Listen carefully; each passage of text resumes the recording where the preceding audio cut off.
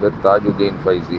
மயிலாடுதுறை மாவட்டம் தேரெடுந்தூர். சளி தொல்லை, கபம் கட்டு, சைனஸ், இந்த ப்ராப்ளம், மூக்கடைப்பு, என்ன மாதிரி சிங்கர்ஸ்க்குலாம் ரொம்ப ஒரு பெரிய ஒரு அருமருந்தாக ஈஸ்னோவிட் கேப்சூல்ஸ் ரொம்ப அற்புதம்.